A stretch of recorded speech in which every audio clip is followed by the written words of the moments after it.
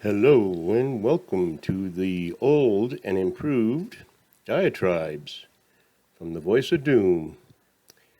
And now here's your host, the Voice of Doom. Okay, everybody, I'm back.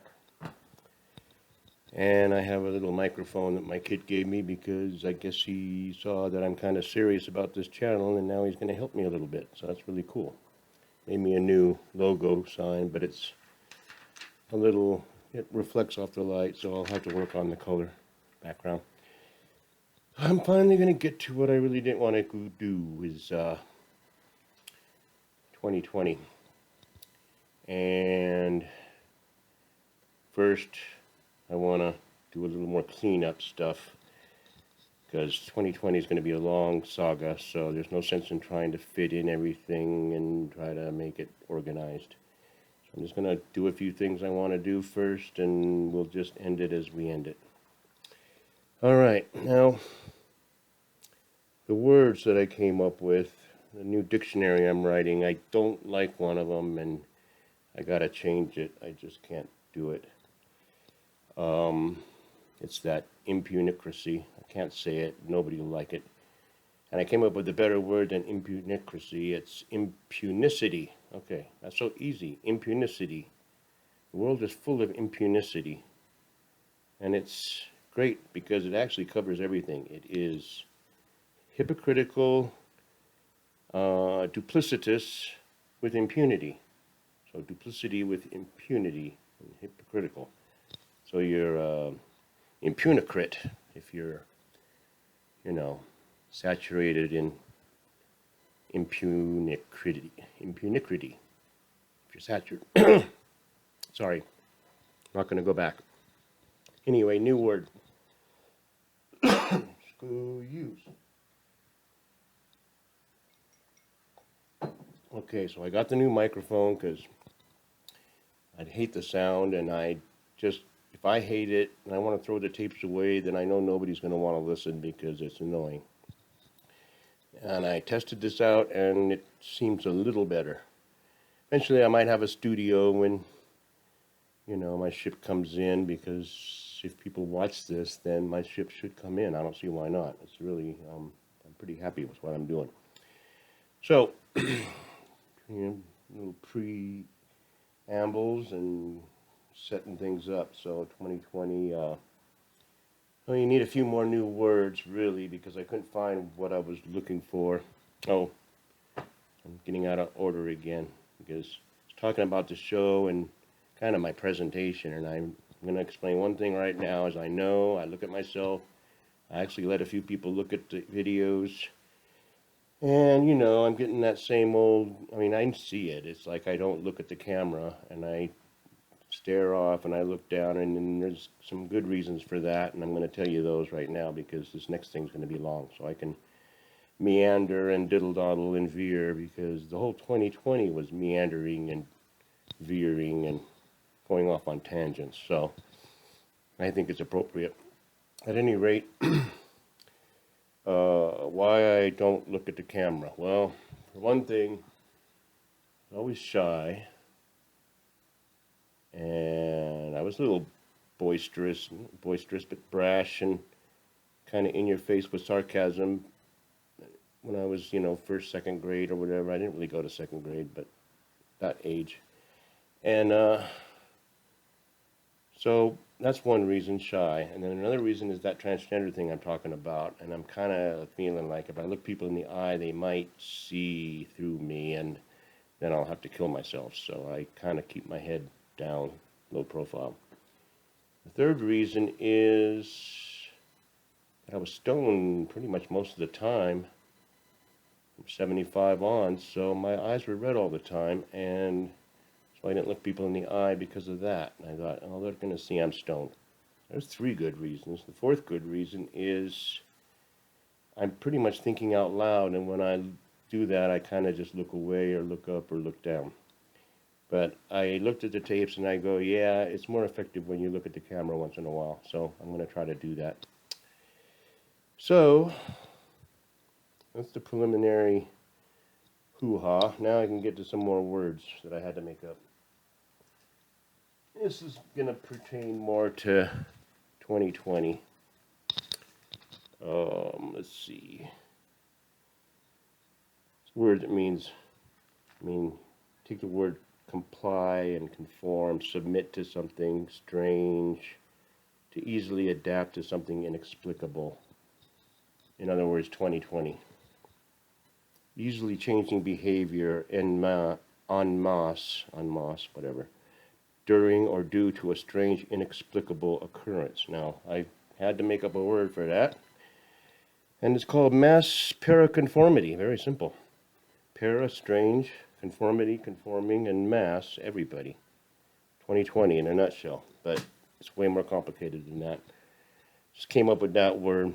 Another word that kind of fits on all of the last few years, not just 2020, and it's not my word, I didn't make it up, but I very rarely see it in dictionaries. It's a Dean Koontz word, and he uses it all the time. It's called preternatural.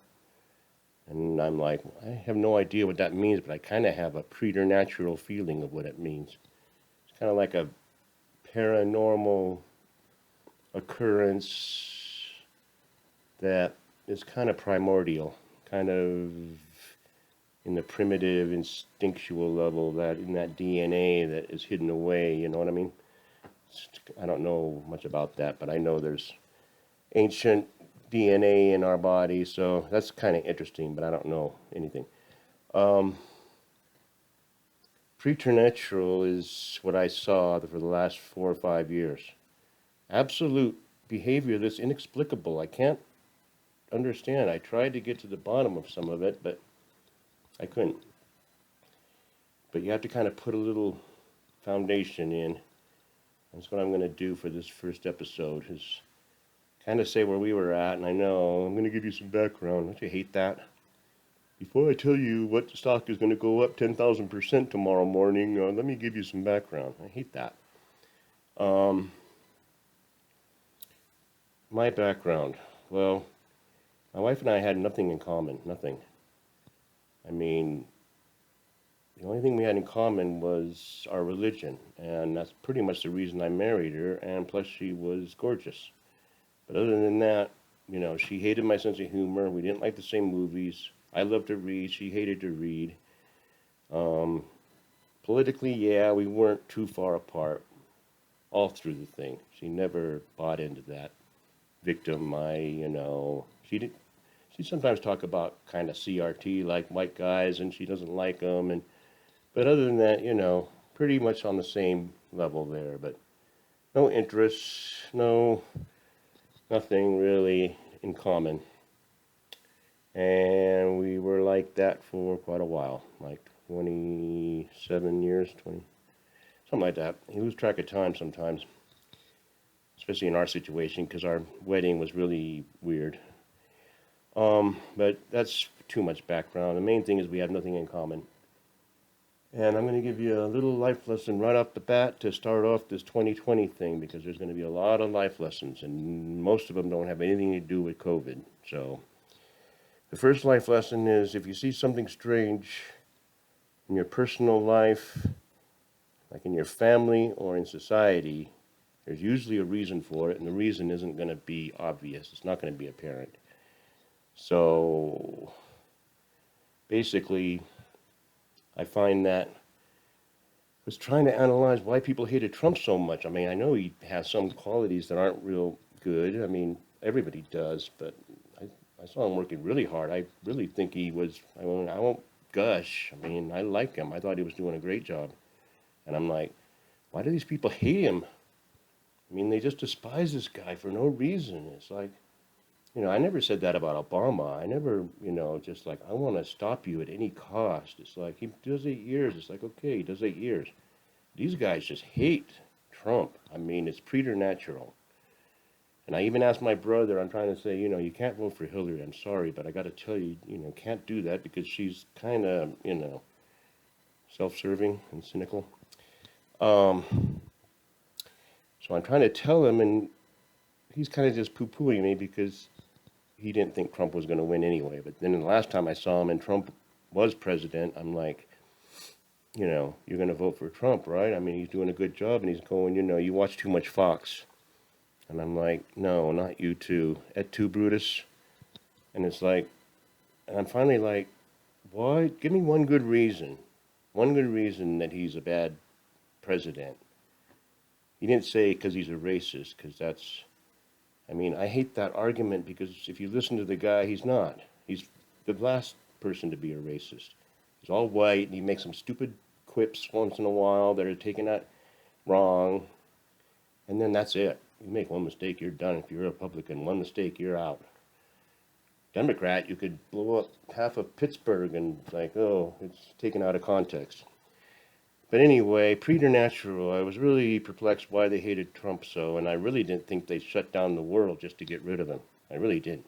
I mean, I'm a fatalist, yeah, and I thought everything was going to go bad, but didn't have any concept that it could happen like this. So we're looking at preternatural hatred, and we're looking at, I mean, basically, I guess I can get started, sort of. My wife and I are having problems. Yeah, the life lesson first. I can finish that up. So my wife was always a miser, and she was always like, don't waste and don't do a whole little laundry with just a few things, and, getting mad at us. And then, like early 2020 or before that, it's like I open up the washer all the time and see two, dish rags in the wash machine. It's like, why is he washing two dish rags? She's probably, like they're probably towels and has bacteria, so she doesn't want it on her clothes. And it's like, okay. But that happened over and over again, and if I had been an idiot back when I was younger, I would wait patiently for her to, tell me, to do a full load, or why are you wasting water, or whatever, and then I would come back with, well, why do you wash two towels, all by themselves? I know it really started a big fight, and she would probably get angry with me and not tell me anything, except get angry and say, don't turn anything around. You always do that. You just turn it around on people, that kind of thing. And we would get in a big fight, and then the police would eventually arrive, and then we'd have to either talk it out there, go downtown again. But, that's what I do when I'm an idiot. And then I suddenly get older, and it's like, no, there's something wrong here. And it occurred to me what was wrong, and what was wrong is that there's blood in the towels, and that's why she's celebrating. That's why she's laundering them or cleaning them by themselves. And that's disconcerting because she had breast cancer in '09 and got treatment and almost died from the chemo and quit halfway through when she thought she was getting better because she couldn't stand everything. It's horrible. That was more than 10 years ago, and then she finds homeopathics, and she's going to find what's going to keep her healthy because she feels good now, and she'll just, we find these clandestine pills and homeopathics and remedies, and the government doesn't allow it, the FDA and all this nonsense and everything. So I'm kind of going along with her homeopathic thing. I'm not thinking anything except that when I suddenly realized the towels were strange, it was out of character. So, I didn't say anything to her about anything, and I think we're all better off for it. So that's a good life lesson for you. I'm almost over, and it's perfect because that's a good life lesson. When you see something strange, it's not what you think it might be, and it's not. Don't start a fight over it, because if you see something strange, it means something. It's really good advice right there. I mean, try to kind of take it to heart, because I could have been really stupid, and I could have just started gloating over how she's so, hypocritical, or impunicity, or impunicate. She's not even that, just hypocritical. Oh, don't do the just simple hypocrisy. Don't do two things in the washer, and then she turns around and does it. So I could have been a jerk, and I thought first, and I wasn't a jerk. And that's always a good rule of thumb, too, because there's only one worse thing than losing an argument to your wife, and that's winning one. And anyone who's married knows what I mean.